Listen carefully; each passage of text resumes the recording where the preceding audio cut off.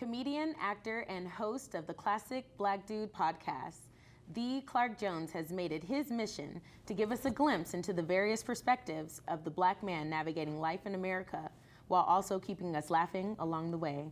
Recently featured in the documentary Ain't Your Mama's Heat Wave, which premiered at the 2020 Sundance Film Festival, Clark combined his love for comedy, ability to perform, and passion for change to bring attention to the climate crisis affecting Norfolk, Virginia. I am honored to welcome to the studio today, the Clark Jones. What Thank it you. do, fam? We here. What's up, audience? Y'all ready for some interview time? I can't hear you front to the back. And thank you for bringing the comedy. Thank you for bringing me. You're welcome. Yes. It's my pleasure. probably So shouldn't bang tell the me table. more about the classic Black Dude podcast. What podcast? Inspired you? What you talking about? What podcast? Oh, the podcast. The podcast. Classic Black Dude podcast. Yeah. It started out as I was interviewing people, Okay. and I was writing out and typing out all the interviews, and I was like, I don't want to do that no more. I'd rather do this. Ain't 1995. So it was like you were Yeah. posting it as like a blog? It was a blog, yeah. Oh, but I was doing interesting. interviews and I was doing all that typing. I'm a Right. handpecker, so that was taking like 3 days. Yeah, terrible. And I lost the site because I wasn't paying it because apparently people don't read like I thought they did. Well, yeah. And I wish my had said Crenshaw. That would be great. on brand Yes. for where I am right now. I was going to say, because you're from Chicago. I'm from Chicago, but it ain't where you from, it's where you at. You know what I mean? Well, we're in Pasadena. But like, But okay. I saw Crenshaw, you know what I mean? You know what I'm saying? I understand. You know, I get my donuts, tacos, whatever. You're Nipsey Hussle on. He is from Crenshaw, isn't he? Okay. So anyway, I was doing interviews and I was writing like op-eds and I was posting articles and reposting.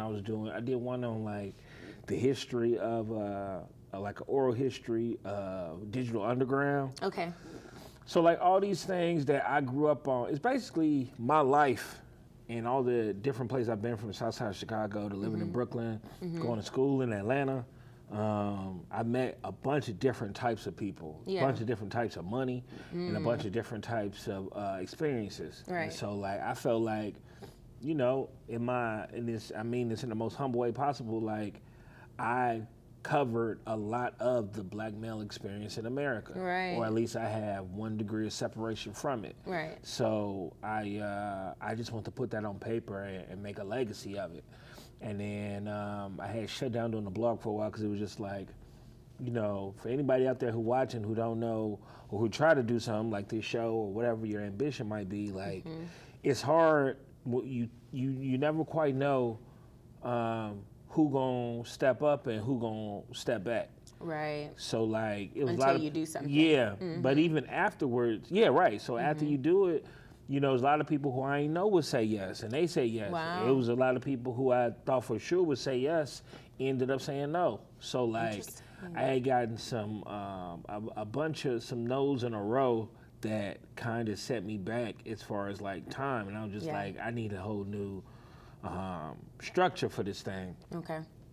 So I shut it down for a while. Actually, they shut me down because I just stopped paying for the web hosting. And then I moved to LA and I did a show. I was doing a show, and a guy there was a producer for the show, the podcast that I do now. He was like, "Man, we want to look into doing a podcast." Okay. And so we launched that, and we record out there in where's the airport? Pasadena. LAX? No, the Or other airport. Burbank? Burbank. Yeah. We record out by the Walmart in Okay. Burbank. Okay.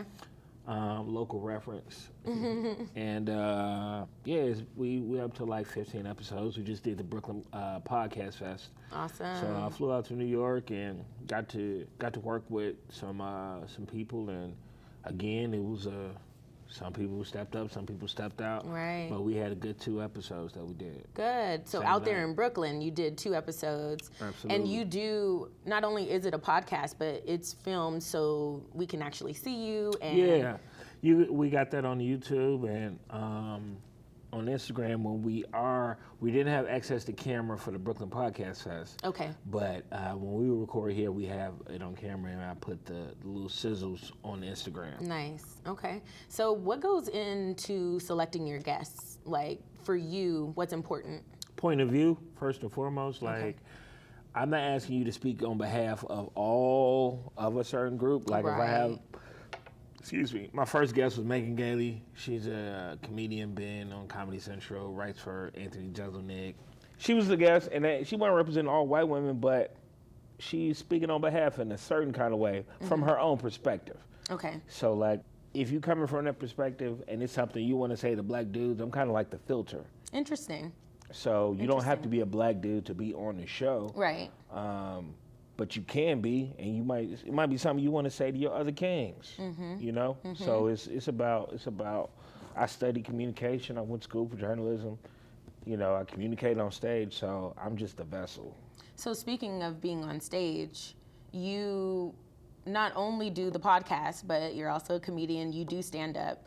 Like, what is your process for preparing for that? Like, I'm epically known for telling terrible mom jokes. Yeah, I've but heard that's a few. Nothing like standing up in front Once of you a tell comedy one show. Like, for example, For example, what's I'm your- better on like. For example, what's your mom joke? I want to hear. We want to let the people know I'm better what on you the mean. run, on the go, you know? See, that's what Oh, that was is. a mom joke? Or bars? All right, this But is yeah, ridiculous. for Taking this off. We done now.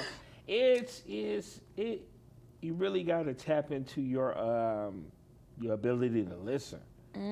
It's some comedians who are on all the time, and that's their thing, and you just constantly extrovert. That's not my thing because I speak on people's experience. Interesting. And I Okay. speak not just for me, but you know, my family.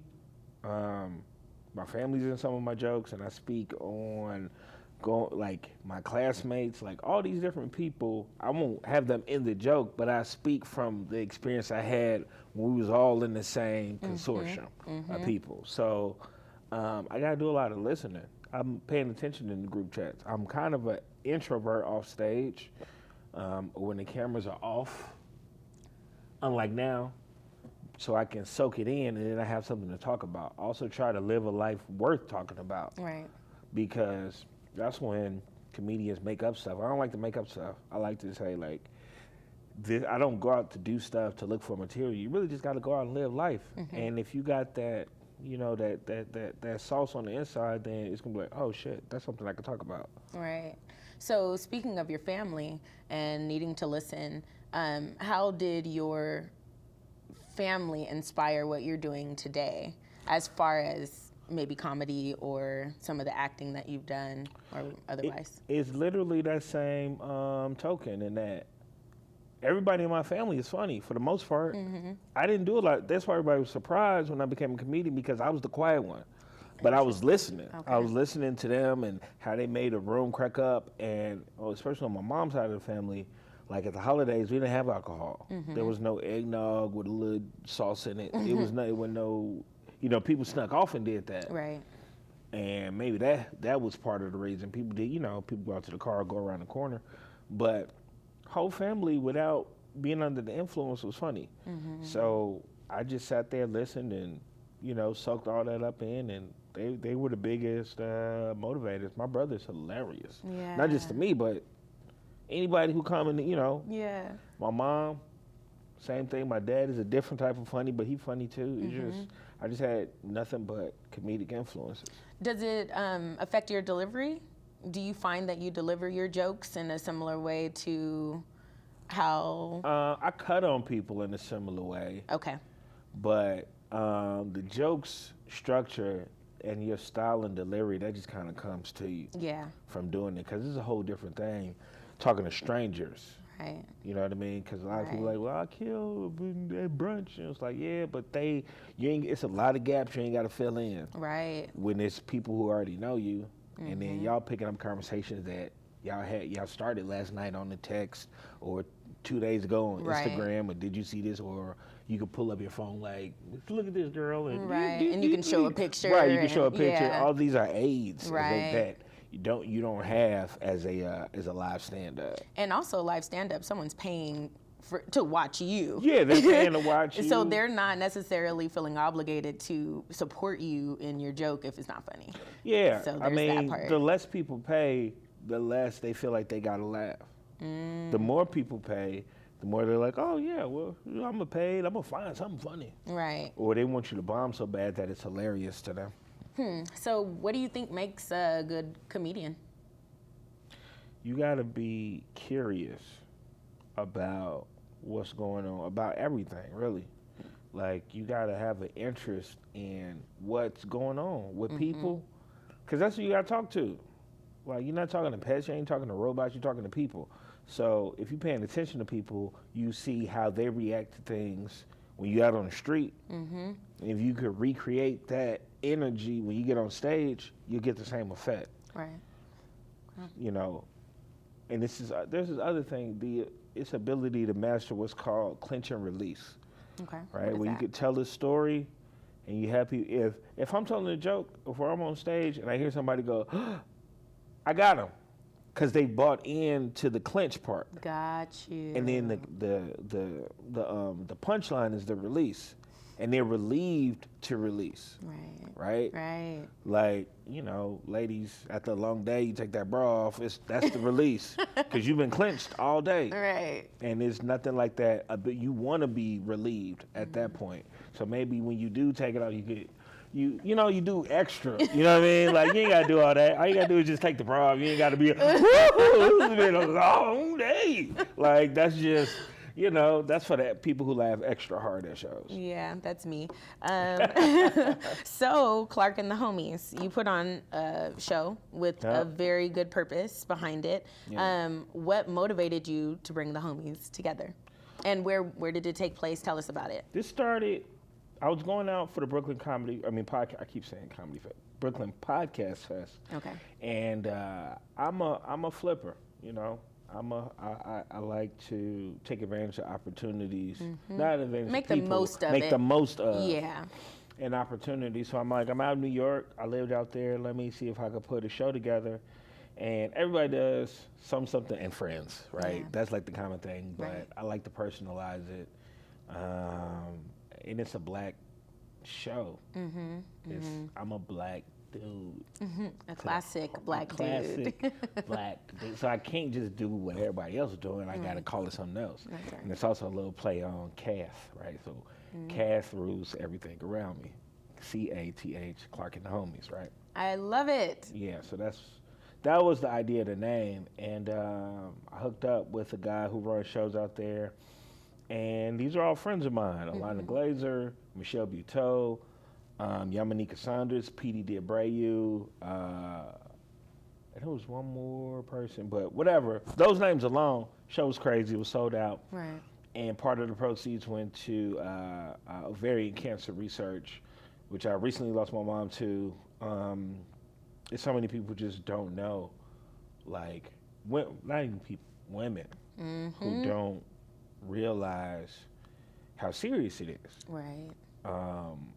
And things that you can do to help reduce exposure and long-term, and try to catch it early. Right. So I taught for 8 years, high school. Yes. So I'm a teacher Yeah. at the end of the day. And I wanted, it's no way to get the message across better than people laughing first. Yeah. And it's also what I came to find out when I did the show. A lot of people hit me up afterwards. A lot of men who were at the show who didn't even know, like, had gone through a similar situation, losing their mom. So Yes. it was that comfort. We all need that comfort when Absolutely. we go through something. Absolutely. So, what is the name of the organization that you guys were raising the funds for? Because when I talked to you, you said that they not only support the women who are going through this, Yeah. but they support the families as well. And so for those who may be going through that or experiencing it themselves and see that their family needs support, what is the name of that organization? It's the Ovarian Cancer Research Alliance. Okay, and what would their it's Instagram be? It's Okra Hope, at Okra, OCRAHOPE. Okay, cool. And what they are is they're like a consortium of ovarian cancer research, Okay. facilities and resources. Got it. Okra Hope, yeah. Okay, cool. So, on a lighter note, you've dabbled in a little bit of acting recently, and Yeah. you were featured in a documentary, It Ain't Your Mama's Oh Heat man, Wave. yeah, that was wild. Yeah. Yeah, and it was featured at Sundance, which is Sundance in Utah, awesome. A Yeah, lot of how people was don't that know what experience? Sundance is. I know, which is But- weird. Man, black people don't know. It's like, that's in Paris, right? It's like, Well, no, but that's this year Cannes. there was a lot of Cannes. black representation there. It seemed like. A good buddy of mine, Sashir Zameda, was out there. They're trying to diversify it. Slow and steady. Slow and steady. They never do it like 2 years in a row. It'd be like 1 year, like, all right, this is the black year. We got, oh, good. They're like, well, okay, let's pull it back. Let's do more weights. But I was happy to see that a preview of the film, was put in Sundance, and people got to see what it was about. It's an important issue with climate crisis. Okay. For it was branded as a climate change for so long, but it's a climate crisis at this point. And the 7 cities area is being very highly affected by the climate crisis and its rising sea levels. And they're talking about the city of Norfolk may be underwater. Wow. In the not too distant future. Norfolk is like historically important for black folks. You got Hampton, you got Norfolk State, HBCUs there. Yeah. But the first, and I might be wrong, make sure y'all listen to this, but I think the first slaves came to Norfolk. Wow. Yeah. So Interesting. it's an important, Portsmouth. Landmark. Yeah, it's Yeah. an important landmark. For us, yes. Yep. They just but acknowledged 400 years. So it was 1619, yeah. Yeah. So I'm right on that? You're right on 1619? that Okay. because they also coined the year of return, which my first guest, Deborah Johnson, she is about to relocate to Ghana, and Yeah, she was talking about that. Yeah, outside. yeah. So also speaking of acting, you were a character on NFL on Fox. NFL pregame on Fox. Yes, yeah. and you Rob were Riggles, yeah. Michael Strahan's dentist. Michael Strahan's dentist. Yeah. Which is wild. Sometimes things are just very serendipitous, and they were looking for that character. Michael Strahan is known for the gap that he has in his teeth. Yes. And the writers just needed somebody funny to step in and do it, and it was And literally it that was you. simple. Yeah, yeah. Well, you did a great job. Thank you so much. Yeah. How was that experience for you? It was kind of cold or fun to just see how the sausage is made, and I love being on set. I love the food. I love having my clothes laid out. I love the dressing room. I love doing makeup. I love just seeing different steps to the puzzle of What we this see. person specializes in this. This person specializes in lighting. This person deals with, we had puppets on set. Right. They deal with the puppets. And it's just all these pieces come together, and it just makes you that much more effective when all you got to do is your one job. Right. And all I had to do was deliver my lines in a funny way. Yeah. And you killed it. You killed it. That's it. Is acting something you want to continue Of course, pursuing? yeah. And I love it. Nice. Sam Jackson talking about he's done so many movies. He said he loved being on set, and I get it. Yeah. You work for a little bit, go back to your trailer, eat, work a little bit, come back. They order lunch, work a little bit, and if you're still there, they working on dinner. Right. And you get paid handsomely to have fun. If you consider that fun, it's worth it. Right. Whatever they're paying you. So can you see yourself in films and in Sure, yeah, that's the long-term plan. TV right now I'm working in the process of the writing. So I'm writing a lot of things. I've Very sold things nice. and I'm pitching things. So I could see how something goes from an idea to being filmed, right? And I've done that on a lower level, but now I want to see how the studios and the major players and TV and how they do it, so I can emulate that for when I want to, because I like to do things independently. Okay. You know, Yep. like Master P. More power there. Yeah. That's for sure. Yeah, more that's control over your craft. That's just that's just what comes naturally to me, man. Yeah. And that ain't for everybody. Right. It ain't. Right. Some people need the guidance and the direction. They need someone to say, here, do this, do this, do this. And I'd rather just learn how to do it. My mints just fell out of my pocket in a very humoristic role to the side of the stage. But yeah, I like to know how to do it from the best, and I emulate it, and then I make it special for what I'm doing. Nice. Good. So. Oh. Yes. Not to navigate from that point, I'm also starting Clark and the Homies here in LA at District 7. Every Wednesday starting February 26th. Wonderful. Okay, great. And again, where is that going to be at? District 7, downtown. Okay. Downtown LA. Yep, District 7. It's a black-owned restaurant. Okay. The dude graduated from Howard University. Real cool dude. They got good-ass food. It's like shrimp po' boys and wings and good drink. And yeah, it is. The Super Bowl party was off the chain. Nice. Well, good. Congratulations on that. I'm just trying to And I know you're going to have a great lineup every week. All the Killing time. it.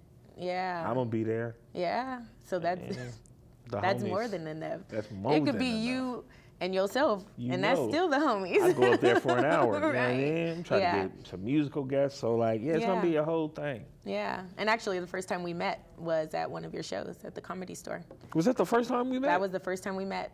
We were introduced, obviously, beforehand. Through social? Yeah, no, through Missy. Through Missy, Yep. but she was like, follow. Yep, she said follow. You said you were looking for funny people to follow. Yep. And she recommended me. You follow She sure me. did. And we just, And wow. we connected. I know. It's That amazing. was a long time ago. Yeah, probably going on a year, I'd say, because I had just moved back. Yeah, so it was awesome. Wow. I Go know. ahead. I'm glad that we connected. Yeah. So what's next? You have Clark and the Homies coming to LA. You're dabbling in the acting.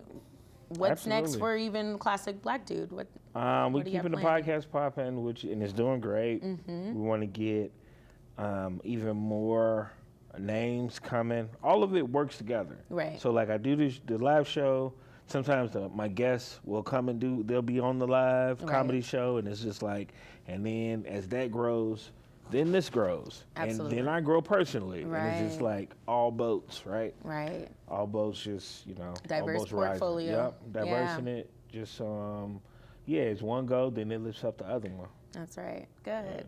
So as we kind of bring everything to a close, what is something that you'd like to share with the viewers out there who may be aspiring comedians, actors, or even just people, trying to pursue their ultimate purpose? What is something that you've learned along your journey that you'd like to share with them? Just understand, man, that there's this old thing or this thing people say when you go to them for advice, and they say, just to make you feel better, they say, well, everything's going to turn out fine in the end. And that's not necessarily true. Everything don't work out in the end. What you want to hope for is that you have the resolve and understanding to accept the things you can't control. Right. Right? Yes. So that thing may not work out. Relationships don't work out sometimes. And people say, well, it worked out because you found out you shouldn't be with that person. Well, it didn't work out. That's what we say. What happened to you and Tom? It didn't work out. It didn't work out. Yeah. So it may, if you wise, you'll learn from the lessons in that, and you'll appreciate the blessings in that. But don't just bury yourself trying to make something happen that just ain't working. You gotta listen to that voice of discernment. Yes. Keep moving, keep striving, but work smart. And you ain't gotta do shit else for somebody else who ain't putting no food on your table. Right. They ain't coming to no shows. Right. They ain't even retweeting or liking. Right. But that's who you trying to please or trying to prove wrong.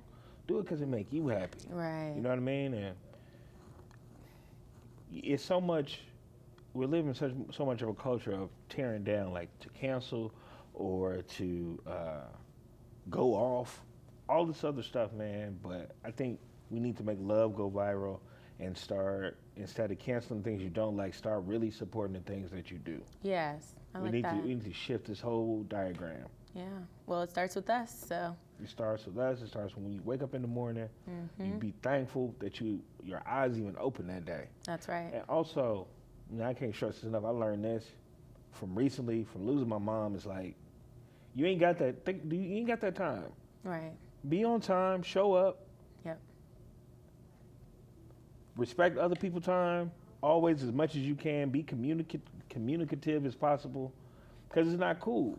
It's not cool to, you don't know what other people will appreciate you for that. Yes. You know what I mean? Shows respect. In ways that they won't even mention, but it'll be internal. And ain't you like, man, why white people always care about being on time and all that other stuff? And maybe they don't see it the same way I do, but I appreciate it. If I'm working with you, work towards that. If you say let your 4 o'clock be your 4 o'clock. Right. Let your 4:30 be your 4:30. Let your 5 be your 5, whatever it might be, because we just don't got time like we think that we have. Right. Yeah. Thank you so much for sharing that, and thanks for being on the show. I appreciate it. Shout out to Nip Hustle. Yeah, and Kobe. Yeah, and your mama. And my mama. Yes. And my boy Kev. And everybody. And everybody out there. Yes, Trent. What up, LA? Yeah. What up, Trent? Thank you so much for joining us. This has been Jasiriously Speaking. I'll catch you next time.